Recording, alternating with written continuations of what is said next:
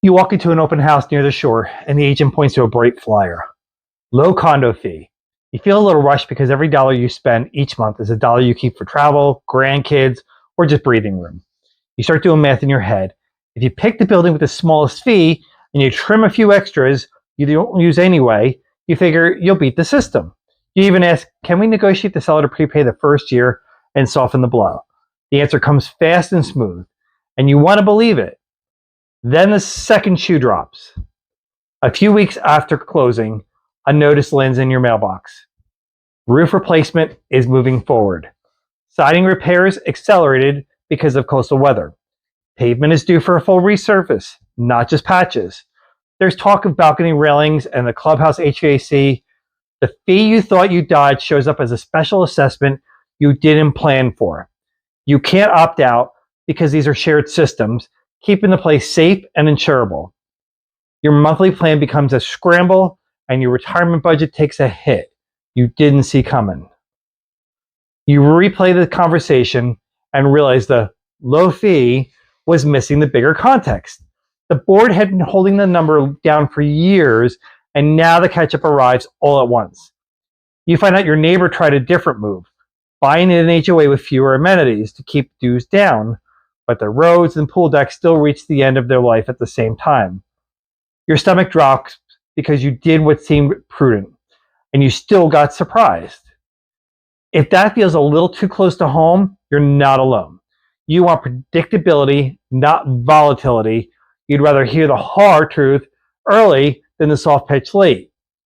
I look at this so you don't have to, and I want you to see why the popular shortcuts around condo and HOA fees in Ocean County rarely work the way they're sold, and what actually protects your monthly budget and your long-term equity. Your monthly fee isn't a random number. It's a reflection of real costs the community can't escape. Roofs and siding don't care about marketing. Asphalt and concrete don't time their wear around listing season. Coastal winds, sun, and salt push timelines forward, not back. When a board keeps fees low to be competitive, the money still has to come from somewhere later. If it doesn't show up in your monthly budget, it commonly shows up as a one-time assessment or a loan that becomes part of your fee anyway. Technology is powerful. A low fee looks like savings, and it moves buyers quickly. Many owners pressure boards to hold the line, and boards try to please their neighbors. But short-term relief can create long-term strain. Without steady funding, small repairs turn into full replacements. A patch on the clubhouse roof becomes a new membrane. A fill-in seal on the parking lot becomes a full mill-in overlay. Balconies with early rust need more than paint because the steel and salt don't negotiate. There's a second layer you don't see on a listing sheet. Insurance markets shift and deductibles rise when claims history isn't great. Utilities and contracts renew at higher rates. Vendors add surcharges for coastal exposure and liability. If the monthly fee isn't absorbing those increases, the gap doesn't vanish. It accumulates quietly until a decision point forces it into daylight. In single-family HOA communities, it plays out differently, but ends the same way. Your exterior may be your responsibility, so you feel in control, but the shared roads, pool systems, clubhouse roofs, and storm drains age together. If the association underfunds those, the surprise still arrives. The strategy of chasing the smallest fee number skips the mechanism that drives that number. That's why it fails over and over again. Here's the part most buyers never hear in a showing. New Jersey's structural integrity and reserves law sets real expectations for communities that fall under it, including condo associations, co-ops, and many HOAs governed by PRED FDA. The law requires a reserve study and a funding plan that looks out 3 decades and never projects the reserve account going below zero. In plain wallet terms, the law pushes associations to budget for major work steadily instead of hoping to avoid it. There's also an 85% funding option built into the statute for some older associations. It lets them temporarily fund reserves at 85% of the study's baseline and then return to full baseline funding after that limited period. If a board chooses that path, owners must receive a notice in very large, bold type that spells out the lower funding level, the year a special assessment or a loan is expected, and the projected amount. Sellers have to get that same notice to buyers before a contract is signed. That means you shouldn't learn about a looming bill after you move in. You should see it front and center while you still have choices. If you're looking at a single-family HOA that isn't a condo, many costs shift to you personally, but the law's reserve requirements may still apply if the community is under PRED FDA. Either way, the core reality holds. You can't count on a permanent low fee if the study shows big work coming. The plan will either build the reserves gradually or project when the extra money is needed. My role isn't to interpret the legal documents. It's to make sure you know which ones matter, when to ask questions, and which professional should answer them. That clarity keeps you out of the gray areas that become expensive later. Live very different financial lives depending on the community type and the coast's influence. Picture a low-rise condo 2 blocks from the beach. The association is responsible for the exterior shell, the roof, the siding, the balconies, and the common walkways. Salt air and sun accelerate wear, and storms test every seal. If the fee looks unusually light, that can be a red flag because the building envelope isn't optional and the weather isn't gentle. What feels like a bargain today can morph into a capital project with a deadline. Now think about an active adult single-family HOA inland in Tom's River. Your roof, siding, and driveway are yours, which can make the monthly dues feel lean. But your fee still has to sustain the community roads, the clubhouse roof, the pool systems, the sidewalks, and the landscaping in shared areas. If the clubhouse is popular, usage drives maintenance. And if roads were last resurfaced a long while back, the timing clusters. A low fee doesn't mean those shared elements aren't aging. It just means the bill shows up differently. Contrast a bayfront community with bulkheads to an inland patio home association. Bulkheads are durable, but not immortal. When they need attention, the work is specialized and can't be delayed without risk. Inland, you might not have bulkheads at all, but you could have more pavement and more clubhouse activity. Different components, similar math. Predictable wear that needs predictable funding. You can also see a pattern in how boards handle some optics. Some will freeze dues to avoid pushback, then find themselves racing to fund projects in clusters. Others raise dues modestly and steadily, and while that may not feel great in the moment, it often keeps the community attractive and reduces the surprise factor. Buyers sense the difference during showings. You feel it when you walk the pavement, look at the railings, and scan the clubhouse roofing. The market rewards what looks cared for. Start with what the monthly fee actually covers. If water and sewer are master metered, your bill structure is different than if you pay them directly. If trash, landscaping, and snow are bundled, you're buying predictability more than a line item bargain. Insurance matters too. In a condo, the master policy typically protects the building's exterior and common elements, and your policy picks up the interior. If deductibles jump or coverage narrows, your fee and your out-of-pocket can both shift. In a detached HOA, your home's exterior is on you, so the association's coverage focuses on shared property, and your personal policy must reflect that. Next, look at the most recent approved budget and compare it to the prior year so you can see trends. If maintenance lines get cut while visible wear increases, that's a clue. If the reserve contribution sits flat while multiple components are in their later years, that's another.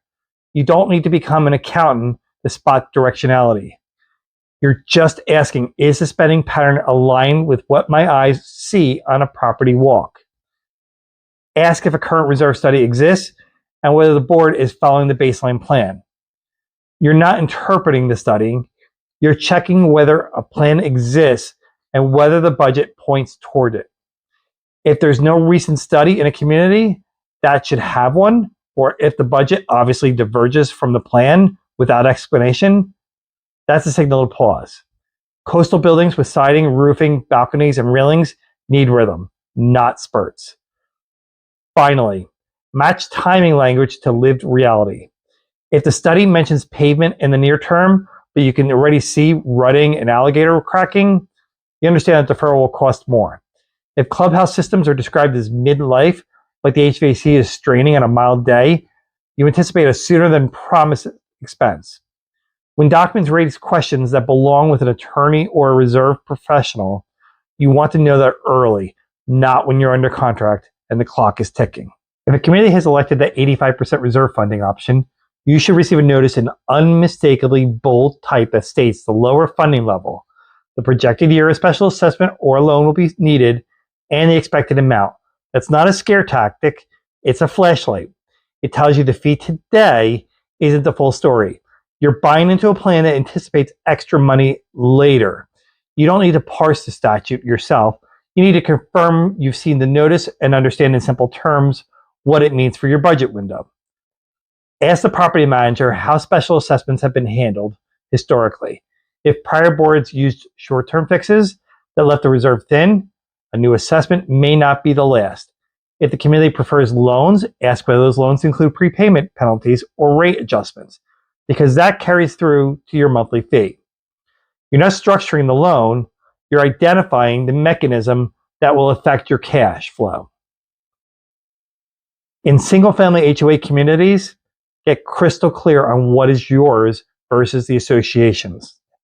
If your roof, siding, and driveway are your responsibility, then your personal reserves matter as much as the association's. At the same time, ask about the shared roads, the pool surface, the clubhouse roof, and the mechanical systems. If several are at the end of their life together, a lean monthly number can flip quickly. Coastal proximity adds another layer.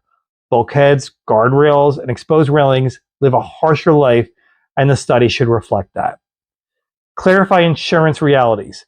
Higher wind or storm deductibles can leave you covering more of a loss before the master policy activates. If a building's claim history isn't great, carriers can tighten terms and fees, often feel that downstream.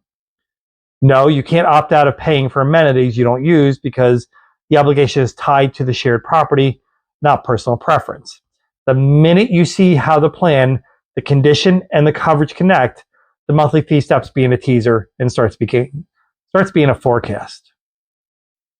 When you go to sell, the fee and the funding story become part of the buyer's due diligence. Lenders ask about reserves and pending assessments, and buyers read disclosures carefully. When the notice is in bold type, if there's uncertainty around a vote for a major project, your timing risk goes up. A board meeting on the calendar can pause a buyer, not because they dislike the home, but because they're worried about buying into a moving target. If your community has been steadily funding and taking care of its visible elements, your showing experience feels different. Buyers step into sound pavement, look up at healthy roofs, and walk through a clubhouse that feels maintained. The fee might be a little bit higher, but the value case is clearer, and the negotiation pressure often softens because there's less to fear. On the flip side, if the fee is low, but the railings are rusting, shingles are curling, and the reserve plan isn't reconciled with reality, the questions pile up. Buyers push for credits. Some step back entirely. Disclosures also travel with you. If your association used that 85% option, the required notice must reach your buyer before a contract is signed. That document frames the conversation. It tells buyers when extra money is expected and how much. You can't market around it, so you plan with it. If you try to time the market around a fee freeze, remember, that deferred work tends to bunch up. Your carry costs during a longer marketing window can eat the savings you hope to gain. Your equity depends on predictability. The more confidence a buyer has in the building, the plan, and the fees honesty, the more confident your price can be. The less clarity they have, the more they lean on contingencies, longer turning review, and last-minute renegotiation. You don't want your retirement goals held hostage by a budget you never really saw coming. Here's how you take back control without turning into a budget analyst. Smart local read in Ocean County means matching what's on paper with what your eyes and our coast are telling you. It means walking the pavement and looking at the siding, understanding how salt and sun shorten timelines, and seeing whether the clubhouse equipment sounds like it's working hard. It also means knowing when a reserve plan or disclosure needs a quick handoff to the right professional so you hear what the documents actually say from the people who should be saying it. My role is to know these Ocean County communities well, enough to tell you when something needs a closer look and who should do that looking. When a reserve notice or a governing document raises a question that belongs with an attorney or a reserve specialist, I tell you that directly and help you get to the right person without wasting time. That local knowledge combined with the right team around you is how your equity stays protected. If you're weighing two homes and one boasts a small fee and the other one shows a steady plan, let's make that decision with clear eyes. I'll outline the questions that reveal which number is honest and which one is a teaser. I looked at this so you don't have to, and I'll put a simple one-page prep list in your hands so you request the right documents and know who should answer which question. No overwhelm, no guesswork. Start that conversation at ourshorerealestate.net. I'll help you move from fee anxiety to fee clarity so your next move supports your life, not the other way around.